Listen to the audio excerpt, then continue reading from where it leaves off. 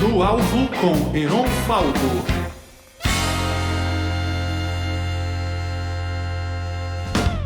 Boa noite, todo mundo. Sejam bem-vindos a mais um Brasileiros Extraordinários.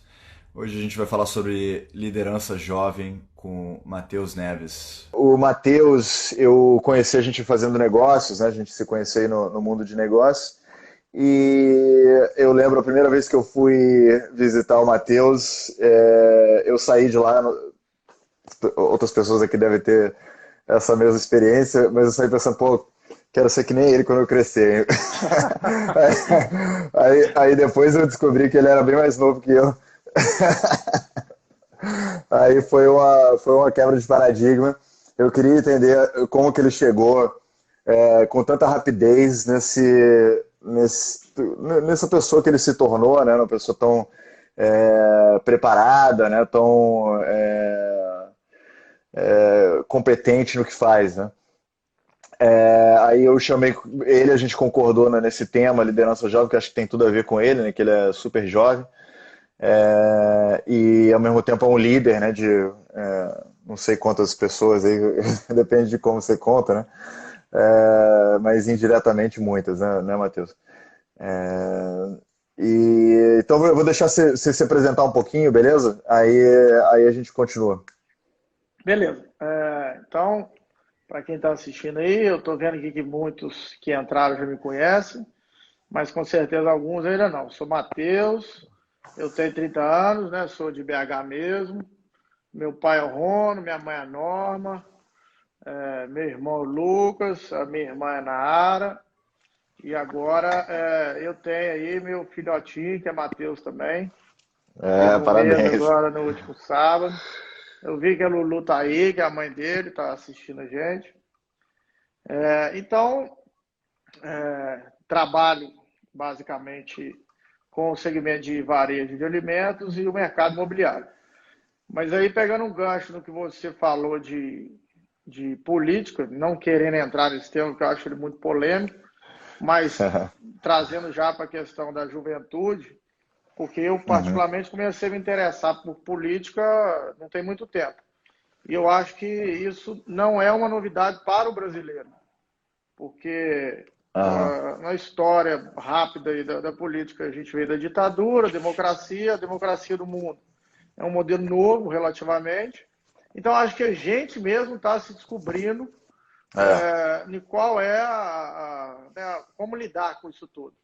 Infelizmente, nós tivemos no meio do caminho aí uma desestruturação por causa de uma corrupção instaurada enfim, uma coisa que eu acho que nem cabe entrar. Mas foi a partir disso que eu achei importante para o brasileiro enxergar. Né? E aí Sim, mas você está otimista, você está falando, você está otimista que a gente está aprendendo, tá conseguindo se encontrar.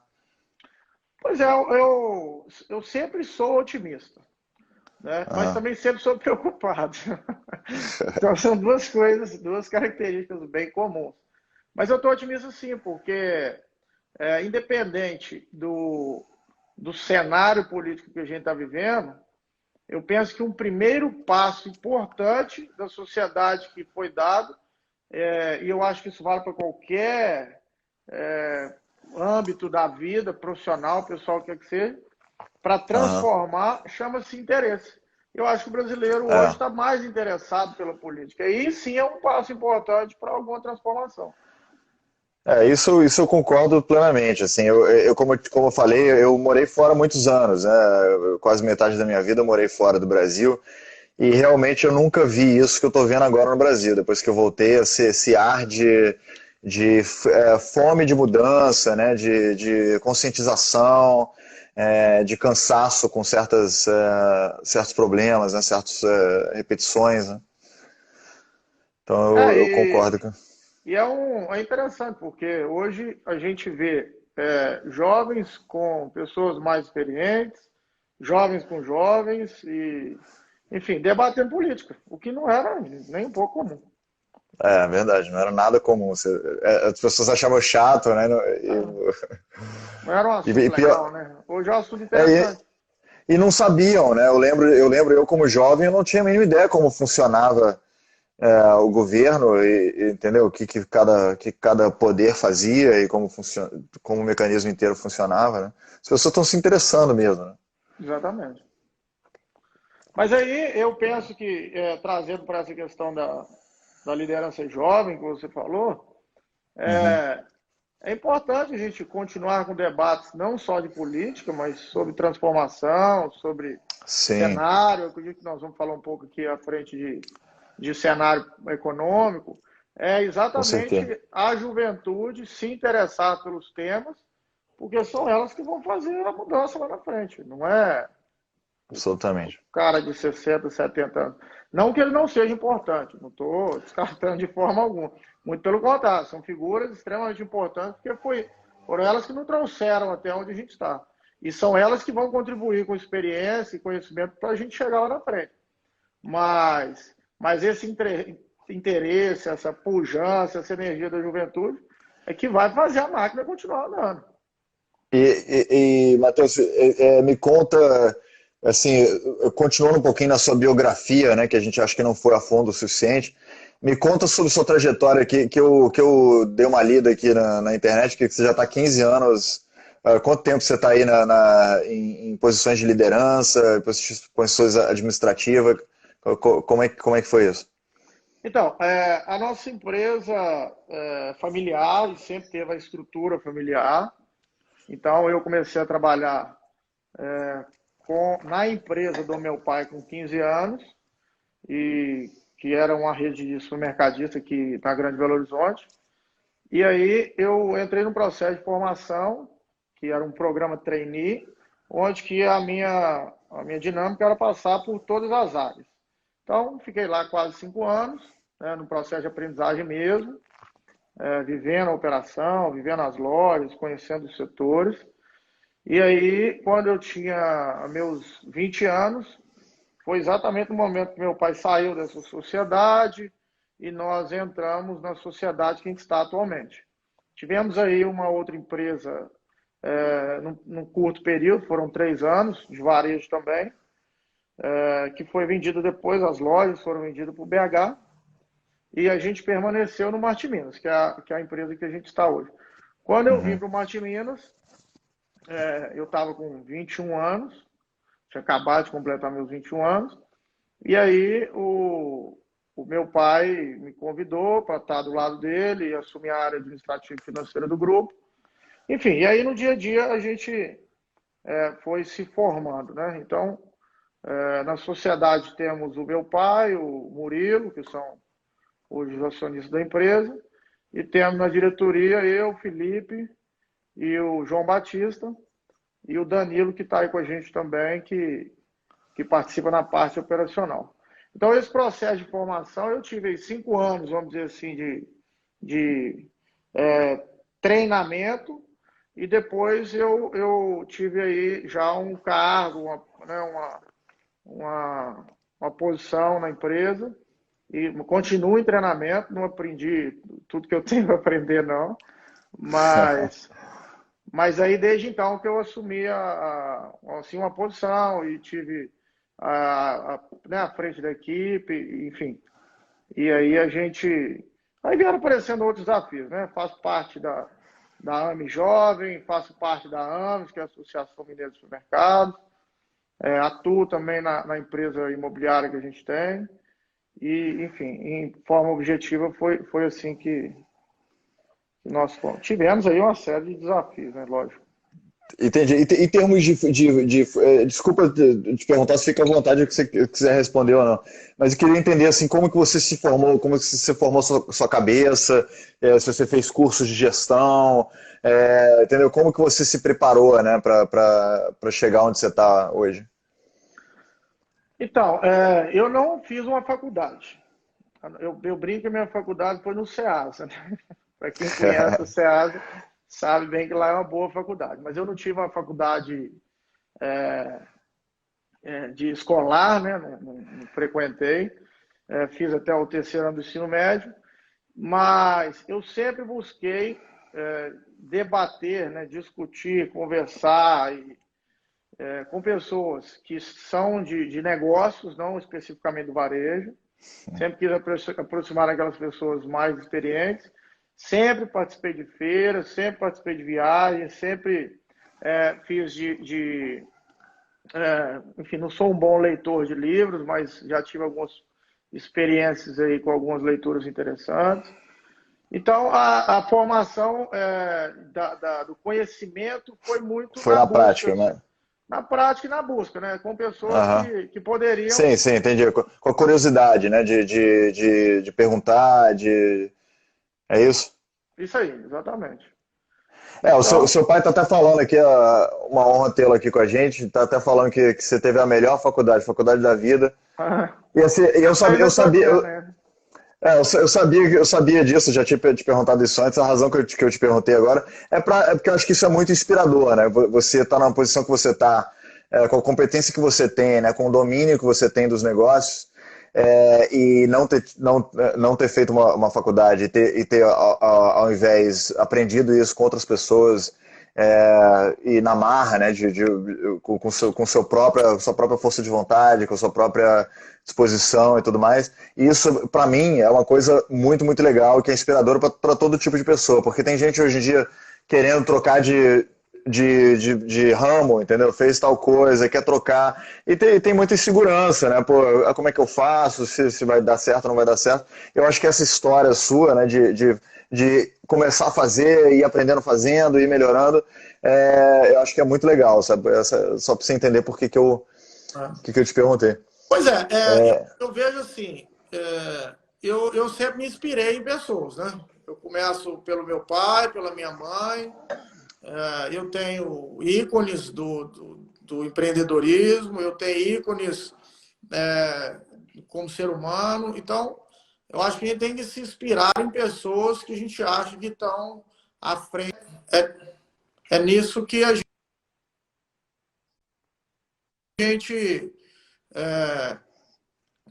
eu acho que olhando para frente que a gente realmente consegue construir um horizonte. Mas tem dois fatores que sempre me pautei assim, que para mim eu sei que foram muito importantes para a minha trajetória. O primeiro deles foi sempre buscar ter um conhecimento. Então, como eu sempre estava inserido num meio onde que são pessoas mais maduras, eventualmente tinha de carreira o que eu tinha de idade, e eu tinha que ter uma condição de debater, então eu tinha que buscar conhecimento. E aí era realmente chegar no trabalho e continuar trabalhando. Só que eu estava estudando, estava conversando com pessoas, estava vendo vídeos, enfim, era o interesse por conhecer um pouco mais para conseguir ter autoridade, vamos dizer assim, para conquistar seu espaço, né? Nivelado. E a outra questão que eu acho que foi importante para mim é ver problema como oportunidade. Então, sempre que eu vi um problema, eu queria trazer o problema para mim.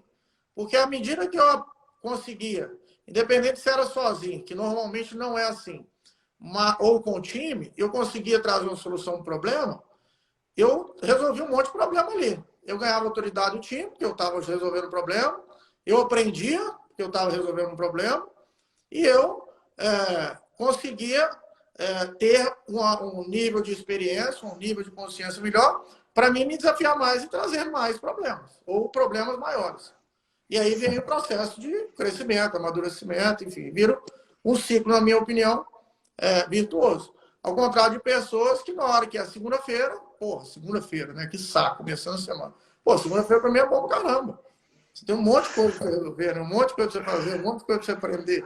É muito monte legal. De problema. Um monte de problema. Muito legal. Se você não se incomodar, vamos fazer umas perguntinhas aqui, que acho que tem o pessoal já perguntando algumas coisas. A Cláudia perguntou quais os principais impactos da jovem liderança nos negócios conservadores, na opinião de vocês? Tem vários, né? Porque a partir do momento que você traz uma ideia jovem, normalmente ela vem com algumas disrupções. E os negócios conservadores, o próprio nome já fala a característica dele, é conservador. Então, se a juventude não tiver respeito e não tiver conhecimento e não tiver também o hábito ou a habilidade da conversa, da negociação, é muito prejudicial para os negócios. Principalmente porque um negócio conservador, na minha opinião, ele carrega um fator muito importante e muito determinante para o sucesso e para a continuidade dos negócios, que são os valores. Quando a gente fala assim, isso daqui é a alma do negócio, são aqueles valores que o fundador depositou no negócio, construiu pautado nisso, e se você traz ideias muito diferentes, não respeitando aqueles valores, você vai acabar mudando a essência do negócio, e aí, naturalmente, você está perdendo a alma do negócio, e aí é o caminho para o fracasso. Eu vi um vídeo hoje de manhã, por coincidência, que um psicólogo, Jordan B. Peterson, estava falando sobre como os jovens muitas vezes não entendem esse conceito, né, de entender o conservador e respeitar os valores de uma geração anterior. E às vezes eles chegam falando, poxa, tá aqui uma nova ideia, isso aqui é super inovador, tá à frente do seu tempo. E isso não é interessante para um empresário conservador, entendeu? Porque ele não tá interessado em que está na frente do tempo, é mais arriscado que está na frente do tempo. E às vezes os jovens não entendem isso. Eles entendem, não, o bom é o progresso e tá à frente do tempo, e não necessariamente consolidar o que você tem e tomar cuidado com os riscos que você pode estar correndo, né? O que eu vejo é isso, que os jovens precisam ter essa sensibilidade de entender que existe uma razão por que preservar, né? Por que preservar o que já está funcionando, né? De certa forma. Sim, tem essa ideia de que o novo é o melhor, e também tem uma questão que é muito importante, que nós jovens normalmente não temos, que é a paciência, né? Então, assim, as coisas são feitas com tempo, não é? Traz uma nova ideia, implementa, estou colhendo frutos, o que estava funcionando anteriormente, porque não tem, sei lá, um modelo tecnológico que eu vi funcionando. Pô, não é. Vamos preservar o fundamental e, a partir disso, com paciência, com cuidado, envolvendo as pessoas certas, e aí eu acredito que você cria um modelo vencedor. Concordo. Vamos ver aqui outra pergunta. Sim. Acho que tem outra aqui, vamos ver. A Rafaela Rabelo está perguntando qual é a importância dos treinamentos comportamentais na formação das equipes, na opinião de vocês. Vocês têm isso aí no Marte Minas? Deve ter, né? Alguma coisa de treinamento? Comportamentais, não. Não? Não porque a gente não quer treinar Só o que técnico mesmo. fazer. Isso eu acho que é meio robótico, né? Fordismo. Eu penso assim, quando a gente tem valores estabelecidos, você já começa a atrair pessoas com valores similares. Então, se a nossa empresa é uma empresa focada, é uma empresa honesta, é uma empresa que busca eficiência, naturalmente, aquelas pessoas que elas não estão, e tem outros valores também, tá? Naturalmente, essas pessoas que não estão alinhadas com isso, no dia a dia, elas vão se sentir incomodadas. Então, é uma questão realmente de atração por empatia. Então, acho que o principal trabalho que a gente deve fazer na companhia, em termos de pessoas, é a gente ter valores bem estabelecidos e uma cultura muito sólida, uma cultura bem disseminada, né? E aí eu volto lá na questão que eu falei, por isso que os valores têm que ser preservados. E aí, a partir disso, sim, aí a gente vem mapeando competências, ajustando as pessoas no lugar adequado. Então, quando a gente identifica um problema, nós fazemos duas análises. Normalmente, ou o processo está errado e a gente tem que rever o processo, ou então as pessoas estão alocadas no lugar errado. Se as pessoas estão alinhadas com os valores e têm a cultura da nossa empresa, eu não acredito que tenha uma pessoa ruim, eu acredito que tem uma pessoa boa no lugar errado. E aí a gente tem que só fazer o ajuste dessa posição, dessa atividade. Então, é um Que mapeamento. que é... Mas, assim, lógico Desculpa. que tem treinamentos. Aquela pessoa, o varejo tem uma característica muito forte do primeiro emprego. Então, sim, nós treinamos a pessoa a operar um caixa, nós treinamos a pessoa a repor a mercadoria da forma adequada, nós fazemos os treinamentos técnicos, mas os comportamentais, eu acho que é uma questão mais de atração pelo ecossistema que já foi construído, sabe? Entendi. Mas mesmo na diretoria, assim, vocês não têm, sei lá, porque eu acho que talvez pro ramo de vocês não seja tão relevante, mas às vezes umas dinâmicas de grupo, né, algumas coisas assim para entrosar a equipe, para integrar as pessoas, esse tipo de coisa, vocês já experimentaram esse tipo de coisa? Não? Como é que é? Desculpa. Essas coisas que as pessoas fazem retiro, sabe? Vai fazer retiro com a diretoria, vai junto, e para integrar, E para criar uma. nós Isso temos, vocês fazem? nós temos um programa que era semestral e ele passou a ser anual na empresa, por uma série de motivos, né? Tanto o amadurecimento da equipe, como pessoas e como gestão, quanto a proporção do tamanho do encontro que se tornou. A gente Aham. faz o encontro, então, hoje é anual, com toda a liderança da empresa. São todos os Ah, gerentes legal. de lojas, todos os gerentes de departamentos, todos os talentos que a gente chama, são aquelas pessoas que vão assumir ou podem assumir alguma posição de liderança. E a gente fica 5 dias falando do negócio. Temos também palestras externas que falam de temas diversos, desde economia, política, motivacional e etc. Mas é fundamental. Em cada um desses encontros, nós trazemos um tema do momento, resgatando tudo aquilo que a gente já fez, exatamente para a gente criar uma cultura sólida, e também atualizando, porque o mundo está em movimento. Então, o nosso primeiro encontro, eu não vou lembrar a ordem de todos, que já tem 5 anos que a gente faz isso, tivemos aí uns 7 ou 8 encontros. Então, o nosso primeiro encontro foi exatamente de integração. A gente foi lá, nós como diretores, sócios e também os gerentes, para contar da sua história de vida. Como chegou no varejo, como foi a trajetória, quem é quem, né? E aí nós fomos nos conhecendo mais. Aí foi onde a gente construiu o que a gente chama hoje da família Martins. Além da empresa, nós sabemos quem é cada um, qual é a história de vida um pouquinho. A gente brinca, a gente tem momento de lazer, a gente tem lá o momento de bate-papo, a gente fica bêbado junto, a gente fala da vida, fala, enfim, histórias e etc. Então, a gente faz isso sim. Temos aí esses. E eu vou te falar, na minha opinião, se a empresa não tivesse feito isso, sem dúvida nenhuma, a gente não teria esse time que a gente tem. Isso é isso, né? Acho que parte da pergunta talvez pudesse respondida assim, né? Esse tipo de dinâmica, de evento, de atividade une muito, né, na equipe. É fundamental, porque a empresa é feita de pessoas, né? Qualquer negócio é feito de pessoas. Tudo bem que é voltado para resultado, mas são pessoas.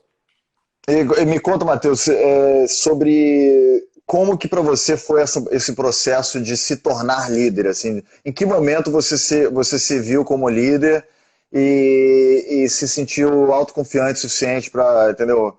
Para se sentir à vontade liderando. Pois é, eu hoje, com a consciência que eu tenho, eu percebi que eu era líder desde a escola.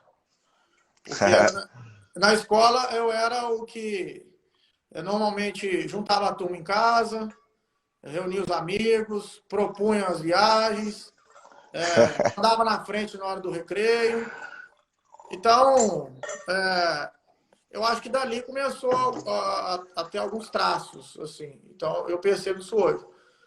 Mas a minha questão da posição de virada mesmo,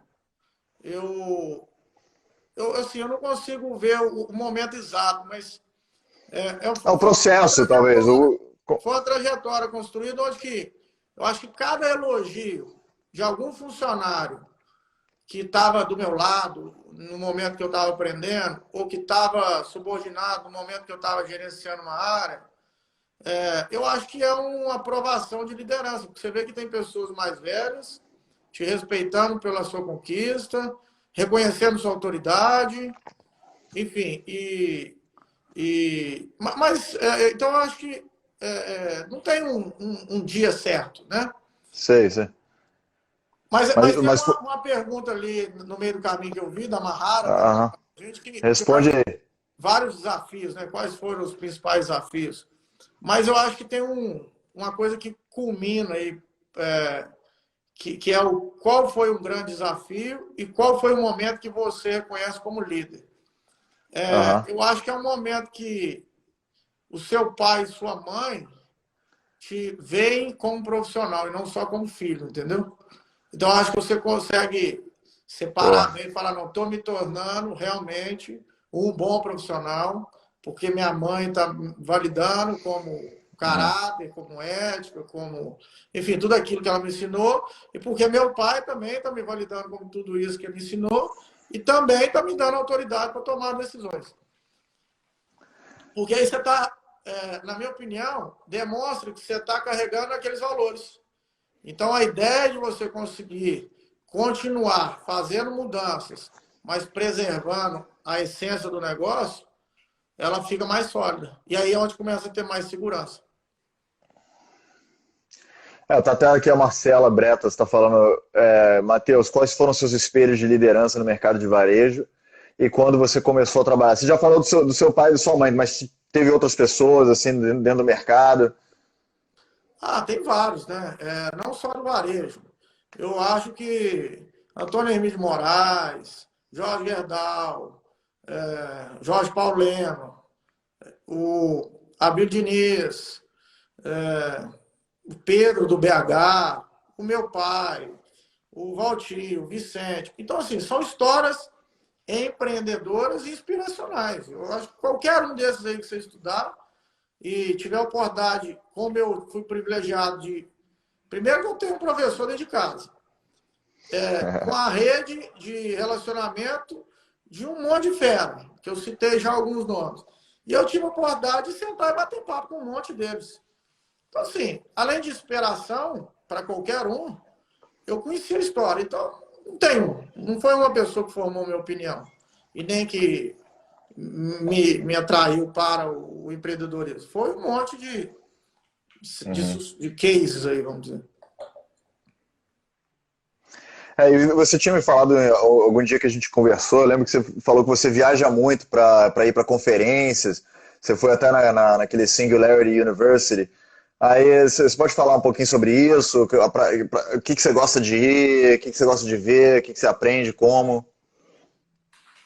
Eu costumo fazer viagens para conhecer negócios ou tendências que podem impactar o varejo e também tudo aquilo que está totalmente desconectado com a realidade do mundo. Então, e-commerce, tem a feira NRF aí, em Nova York que fala de tecnologia para o varejo, e aí vem e-commerce, vem transformação digital, vem análise de comportamento, enfim, consumo, uma série de coisas. Eu gosto de entender isso para saber quando isso pode impactar no negócio e se isso vai impactar no negócio. E também das ideias disruptivas, né, para ver o que o mundo anda viajando. Singularity mesmo é um absurdo de viagem. É um lugar realmente... Como é que foi isso? Conta dessa experiência. Pois é uma experiência que a gente vê os filmes sendo pensados na realidade, tipo os Jacksons, aquele Minority Report de pré-crime, sabe? Essas coisas meio loucas.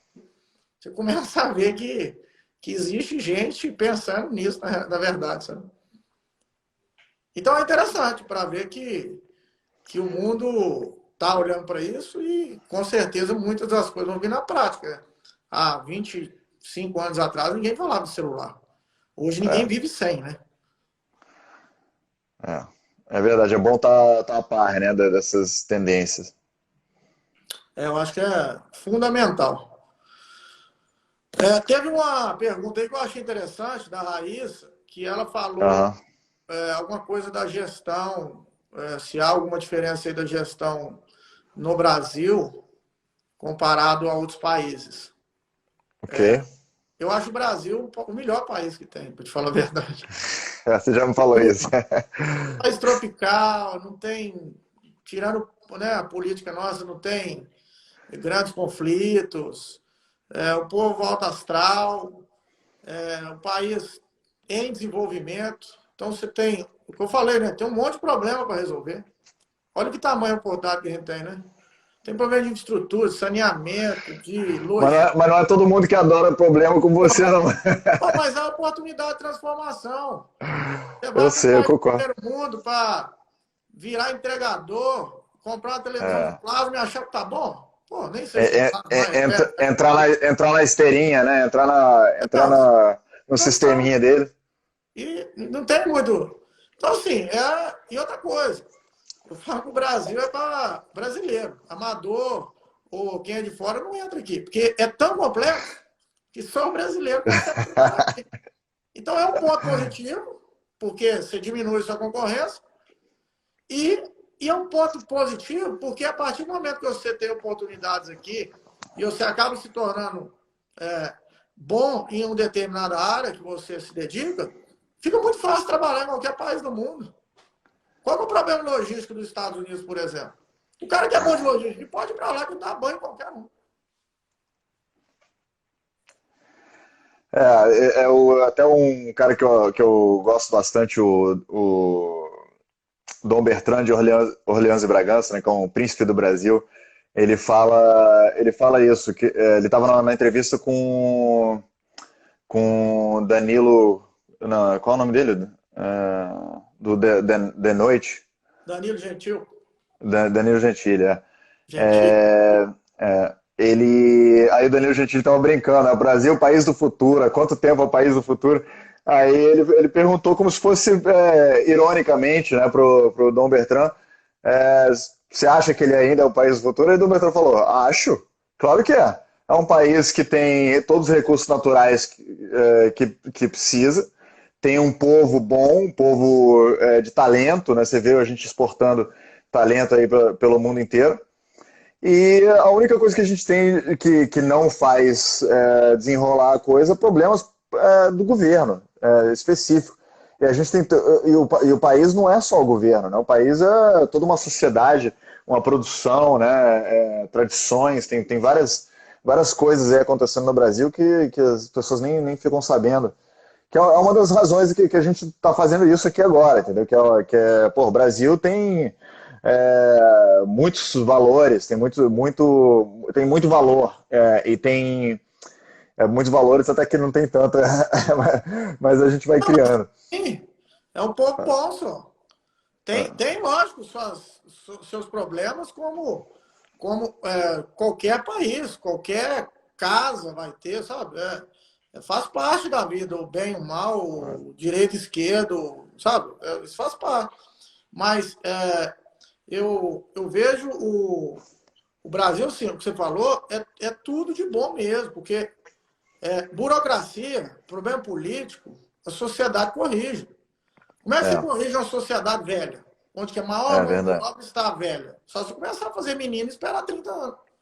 Isso ninguém fala. Acho que poucas pessoas falam isso. Acho que é importante, sabe, para inspirar o povo, ainda mais nesse tempo de quarentena, de confusão, de transição no governo. Né? É bom lembrar das partes que a gente já tem, né? A gente tem aí uma sociedade produtiva, uma sociedade criativa, um capital humano muito, muito bom, né? Que é o país extremo. E eu falo que é rico, viu? Você vê o tanto que a gente foi roubado nos últimos anos e a gente ainda está de pé, gera riqueza, gera emprego, está em crescimento. Uma Venezuela aí com muito menos está numa condição vital. Ditadura bruta, todo É, mundo passando uma necessidade muito grande. O que foi tentado fazer aqui, graças a Deus, a sociedade não deixou.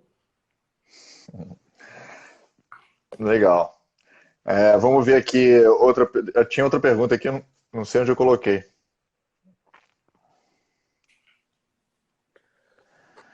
Aqui, ó, a Mahara Helena está perguntando.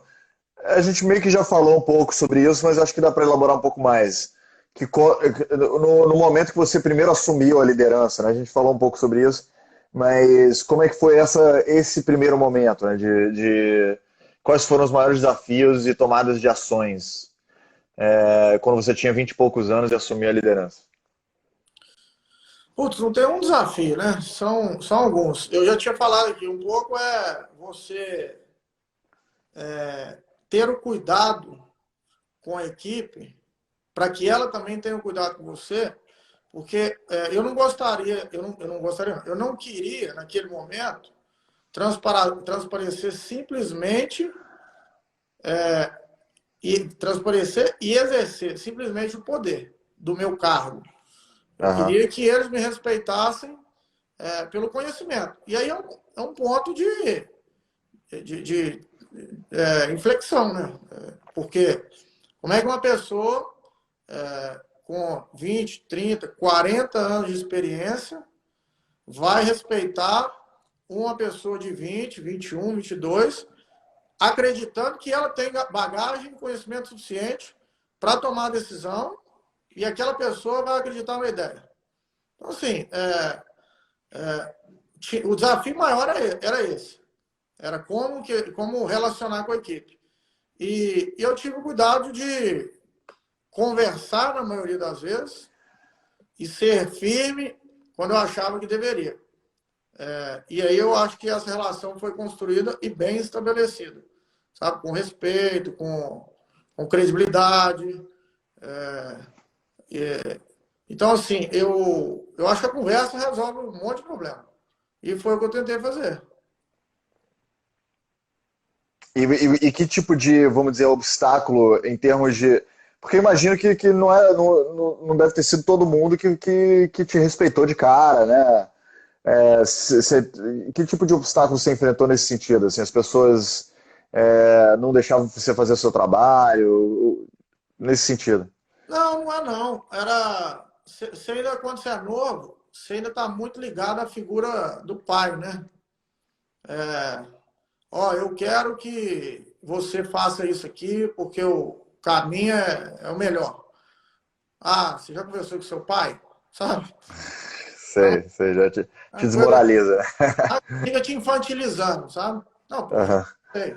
Outra coisa, não Sim. conversei, mas você pode tomar a decisão, pode fazer o que eu estou mandando, o que eu estou combinando, porque se der merda, eu sei o que eu estou fazendo. Sei, eu me responsabilizo. Então, tem esses desafios, assim, sabe? Ok. Tinha uma pergunta aí que eu acho importante, a gente abriu falando sobre isso. Como é que é empreendedorismo, como é que os empresários ou o privado, né? Não lembro qual foi o termo usado, se entrelaçam com a política. Ah, sim, sim. Liderança e política, como se entrelaçam? Para mim é 100%. Política não vive sem a relação empresária e vice-versa, né? Tanto que nós temos empresas privadas e públicas, nós temos empresas só públicas, nós temos empresas privadas, e em todo o ecossistema tem que ter essa sinergia. Só que a gente construiu isso errado, né? O Brasil tá num formato errado, né? Onde o Estado quer ser empresário, onde o Estado Ah, quer legislar sobre até qual o tamanho da sinuca que você põe no boteco, sabe? Coisas surreais, né? Absurdas. Então, o papel do é, Estado é criar ferramentas para facilitar o emprego, para gerar emprego, para dar uma condição segura para a sociedade, é o básico que a gente sabe, né? Com saúde, infraestrutura, sim. e deixar a sociedade trabalhar e pagar imposto, né? E o Liberalismo, né? governo Liberalismo fica econômico. está pagando imposto, porque é aí que a máquina funciona. O governo tem que ser fiscalizador e facilitador. O empresário tem que trabalhar e tem que dar imposto para o governo. E aí você cria essa parte, né, esse ciclo aí que é saudável. Eu vou responder aqui também um pouquinho essa pergunta, que é liderança e política, né? Entrando um pouquinho na minha experiência na política brasileira. Eu acho que assim no Brasil, justo acho que tem a ver com o que você está falando também, que o maquinário do Estado é muito grande, né? Então ele tenta seguir esse modelo keynesiano de dar empregos para as pessoas e Petrobras e uma série de estatais e controlando, né, a economia, que nem você falou, botando o tamanho que você falou, da mesa de sinuca do boteco. Fala com essa, E ele controla, ele julga de alfinete a foguete. é, Ele quer saber. aí o que acontece? Aí isso cria esse estado muito grande, meio que castra as pessoas, meio que inibe um pouquinho a liderança, entendeu?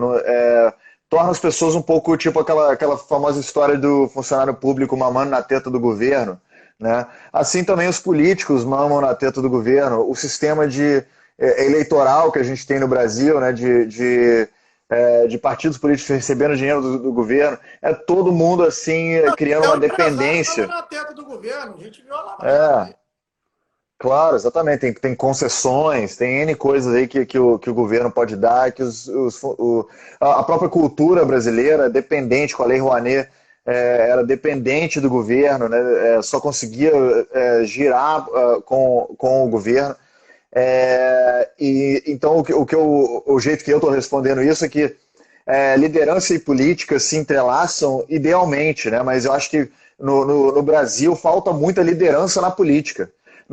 Falta muito sentimento, né? A energia, a força da liderança dentro da política, que é pessoas com autenticidade, sobressaindo os partidos, falando além dos partidos, movimentos que são apartidários, né, que não são de esquerda ou de direita, mas que são pró-soluções, que são pró-mercado, que são pró-coisas boas, né? Não necessariamente defendendo, levantando uma bandeira ou outra, entendeu? Bandeira do Brasil, né? Pronto. A bandeira do Brasil. Essa atrás aqui, ó. Mas é porque o Brasil Então, tem uma cultura, quer dizer, uma série de problemas, né? Mas é dos poucos países que eu vejo que política é carreira. O cara é político de carreira. Onde que já se viu isso? O cara tem que ser político para entregar experiências, trocar experiências, contribuir com o país. A gente está vendo isso agora, estamos experimentando um modelo novo, né? Com alguns empresários contribuindo, desde prefeitura até governos, até secretarias e ministérios, etc. Então a gente está sentindo isso um pouquinho. É o melhor modelo? Acredito que sim. Vamos ver nos próximos anos, né? Mas eu acho que é o modelo mais vencedor. concordo. Agora, teve uma pergunta aí, qual que é a Poliana que fez ela, eu não sei se eu consigo ver, qual seria o melhor caminho para política e liderança empresarial e posso buscar o interesse coletivo? Para mim, cada um cumprindo seu papel, na essência, e com diálogo. É a política fazendo política, o legislativo legislando, o judiciário julgando, cumprindo o papel dele, diferente do que a gente está enxergando. O executivo controlando e dando o rumo aí do país, e o empresário trabalhando. O trabalhador trabalhando. E como é que foi a questão da quarentena? Afetou muito vocês, não? Afetou o mundo, né? Mudou o plano do mundo. Então, sim, a gente teve impactos positivos e negativos. Eu acho que o ponto negativo foi que nós tivemos, sem dúvida, aí, como várias outras empresas, um aumento de despesas, nós tivemos perda de vendas, parte do nosso consumidor é o pequeno comerciante, ele está fechado, então a gente tem perda de venda. Mas a gente aprende, ponto positivo, nós estamos funcionando, né? Atividade essencial, muito melhor do que muita gente que não está funcionando. E nós estamos redescobrindo o modelo de de gestão, trabalhando com parte da equipe de home office, escalas alternadas. O que a gente achava que sempre tinha que estar as pessoas ali fisicamente, com contato, com atendimento ao fornecedor, a gente está reaprendendo. Eu acho isso legal porque é um novo modelo. A gente pode voltar para o tradicional, que eu acho que o mundo não vai voltar. Nós estamos aprendendo coisas novas e mais baratas. Olha para você ver, hoje eu não preciso pegar um avião para fazer uma reunião em São Paulo. Eu entro aqui no aplicativo, abro a tela, estou na minha mesa conversando. É muito mais barato, muito mais rápido. E uma coisa que eu lembro que ano passado vocês estavam abrindo lojas novas, vocês continuam fazendo, já passou de 40, não? Não, nós estamos com 38. Ah, legal. Ainda Quase. a meta nossa, e quando a gente estava em 2016, era fechamos o ano com 21 lojas e a meta era 2020, 40. Nós vamos cumprir. Nós vamos chegar ao final do ano com pelo menos 44 lojas. Acredito que desculpa, pelo menos 42 lojas. Acredito que 43. Vamos abrir mais 4. E o ano que vem já estamos aí com pelo menos mais 5 para abrir. E vocês estão fora de Minas ou só Minas? Porque o nome é Marte Minas, então. Não, só Só Minas. Minas. Temos ainda algumas cidades que estão no radar para abrir. Por exemplo, Belo Horizonte, que nós não temos loja. Temos mais lojas em Uberlândia. Vamos abrir outra em Patos. Temos aí João Molevade. Enfim, algumas outras cidades. E não temos plano de sair de Minas, não. A estratégia está no estado. Eu gostei bastante aqui da pergunta aqui da Poli High. Poli High, tá certo? Não sei. Poliana. Fala. Poliano. Qual seria o melhor caminho do meio para que a política e as lideranças empresariais possam buscar os interesses coletivos? Eu vejo isso assim, como que os empresários podem ajudar, de repente, né, a ajudar a sociedade como um todo, né, a se melhorar. Tem uma série de ferramentas, né? Eu acho que uma delas, que não é complexa, é essa daqui. A gente bater papo sobre cenários, sobre Brasil, sobre ideias, perspectivas, para que as pessoas comecem também a provocar nelas próprias a reflexão, né? Não é o empresário que vai resolver o problema e nem o político que vai resolver o problema, é a sociedade. Então, o debate tem que acontecer pela sociedade. O papel do empresário, na minha opinião, é promover o debate, promover o conhecimento, promover o emprego. Então, assim, não acho que é uma ação única, exclusiva do empresariado. Acredito que o empresariado tem que estar mais próximo da política de uma forma saudável, construtiva, não como foi construído o modelo anterior, onde que era o modelo ganha-ganha, né? Propina para lá e verba, incentivo para cá. Tem que ser o debate mesmo. O que a política pode fazer para ajudar a continuar a desburocratizar o país e o que o empresário pode fazer para continuar desenvolvendo isso. E o empresário tem muita influência de lobby, né? O empresário também tem muita influência de pressionar o governo, né? De buscar, de fazer certas pressões no governo para que as coisas caminhem, para que os interesses da sociedade sejam preservados, sejam representados, né? Eu acho assim que essa coisa que a gente está fazendo aqui agora é só o começo, né? O nosso objetivo com Brasileiros Extraordinários depois juntar essas pessoas aqui que a gente está juntando um a um aqui nas lives e botar o pessoal em painéis, entendeu? Eu vou te chamar, tenho certeza que você vai participar aí, que você tem muita energia, tenho certeza que você está vendo, né, os problemas do Brasil e quer contribuir. E a gente quer fazer mais, entendeu? Quer juntar e tirar dinheiro do bolso e criar ONGs e criar o que for para defender a sociedade brasileira mesmo. Eu acho que os empresários estão fazendo isso, né?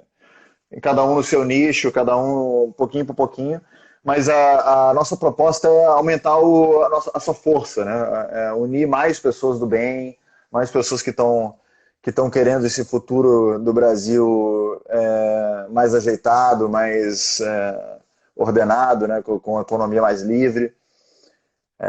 Então acho que essa pergunta eu gostei dela por causa disso, que acho que tem tudo a ver com o que a gente está fazendo aqui, né? É um movimento, né? Isso é um movimento. Mas, assim, eu gosto sempre de trazer a responsabilidade para a sociedade. Sim. Não é, eu repito, não é o empresário e não é a política. É a sociedade. Enquanto a sociedade não tiver o interesse na política, o interesse no como as coisas são construídas, questionar, propor dentro de cada um do seu nível, do seu acesso, fazer movimentos, como eu estou falando, que são movimentos, promover movimentos para mudança, não é a classe que vai mudar o país. Claro. É isso que a gente costuma dizer, né? Que a sociedade precisa tomar as rédeas do próprio destino, né? Esse é o nosso slogan, né? Que a gente costuma terceirizar para o governo, reclamar, criticar, como se o governo fosse a parte, né? Como se fosse uma outra coisa. Mas a responsabilidade é nossa mesmo, né? Exatamente. Eu estou vendo aqui, tem uma série de perguntas aqui, ó. Vamos lá, escolhe uma aí. Como trabalhar o turnover das empresas, dos jovens dentro das empresas? Acho que é um redescobrimento que a gente está tendo de propósito, né? Os jovens, eles têm uma necessidade imediata de resultado. A gente precisa tentar estar mais próximos, como empresa, deles, para entender se realmente uma perspectiva individual. Não é fácil. Não é fácil. É um caminho bem, bem desafiador, porque num horizonte de grandes empresas você não consegue estar próximo de todo mundo. Mas é desenvolver liderança para conseguir cumprir o papel dela como pai, psicólogo, apoiador, líder, chefe, tudo que precisa ali no meio do caminho.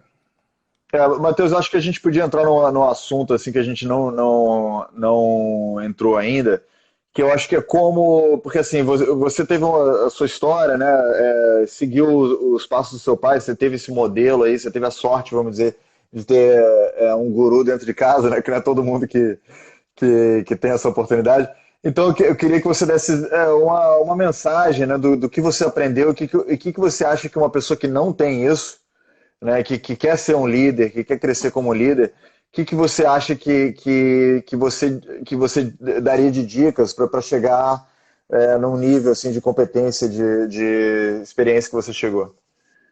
Eu acho que algumas características... Acho não. E quem acha não sabe, né? Certeza que algumas características são fundamentais. Disciplina. A pessoa tem que ser disciplinada, focada. A pessoa tem que ser interessada.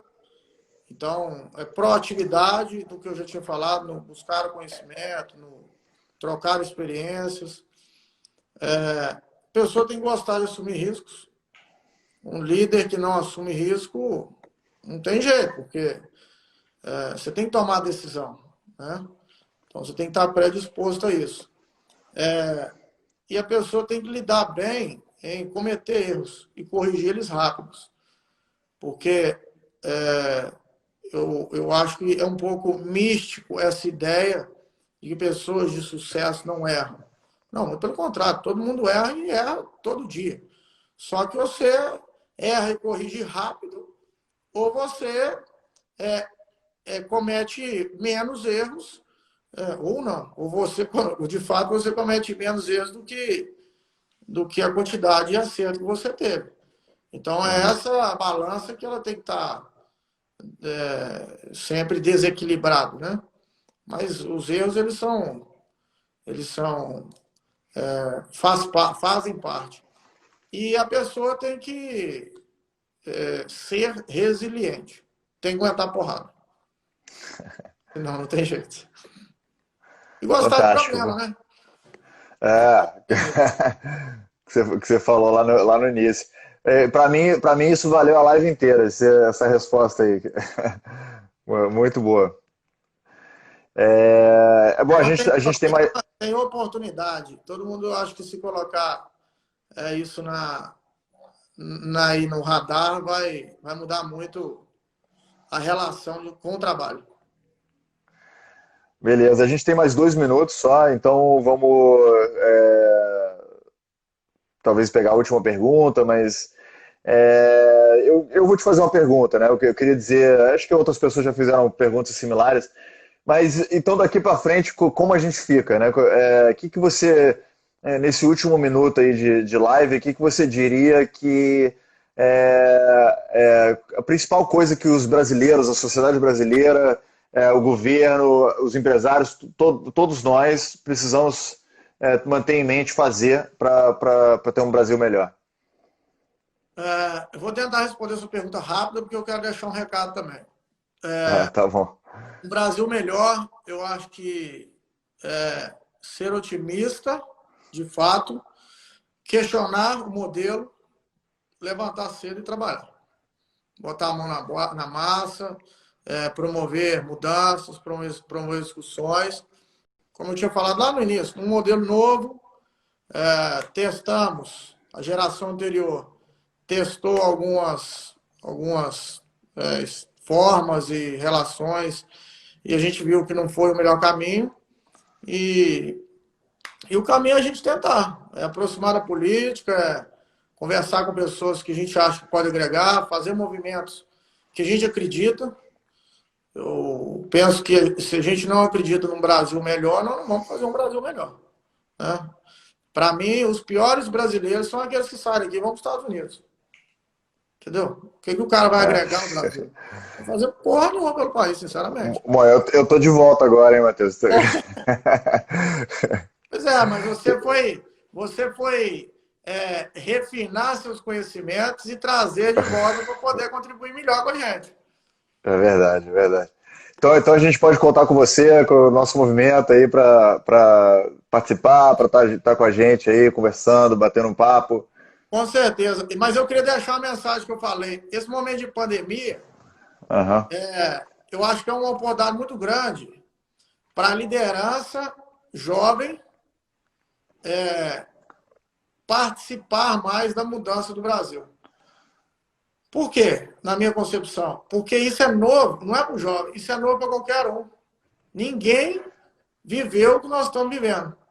Então, quando você está diante de um problema novo, você vai mudar a relação de trabalho, relação de pessoas, relação de consumo. Eu falei isso no outro bate-papo que eu tive. As pessoas vão aprender a viver com menos. Então, eu acredito que quando aquelas pessoas mais experientes estão deparando com problemas novos, tendenciosamente elas vão estar mais abertas a escutar sugestões. Então, eu penso que é um momento muito bom para o jovem aproximar, interagir, fazer movimentos, obviamente, conscientes, consistentes, estruturados, com as pessoas que são mais experientes. Elas estão mais abertas. Nós estamos com um problema novo, onde que eu acho que qualquer colaboração ela vai ser bem-vinda. Uhum. Então, é um problema que gera oportunidade, tá vendo? E como você falou mesmo, a sua mensagem, acho que da noite aí ame os problemas, né? Porque realmente eu acho que isso é muito importante mesmo. Eu acho que isso é central aí para sua mensagem e ficou muito claro hoje com a nossa live, com a nossa conversa. E tenho certeza que inspirou muita gente aí que tá assistindo. Valeu, obrigado pelo convite. Acho que é bem legal, parabéns pela iniciativa, acho que é bem legal o que você está promovendo, exatamente porque são ações como essa, que hoje começam pequeno, mas eu tenho certeza que vai ficar grande, que vai fazer a gente chegar no Brasil que a gente acredita ser melhor. Tamo junto, Matheus. Muito, muito obrigado aí pela sua presença, por aceitar o convite. E vamos continuar isso. Valeu. Obrigado aí a todos que participaram e contribuíram. E espero que você encontre vários brasileiros extraordinários. Porque tem. Tem mesmo. Tem mesmo. Valeu, pessoal. Valeu todo mundo. Obrigado pela presença. Tudo de bom aí. Boa noite. Um abraço. Um abração.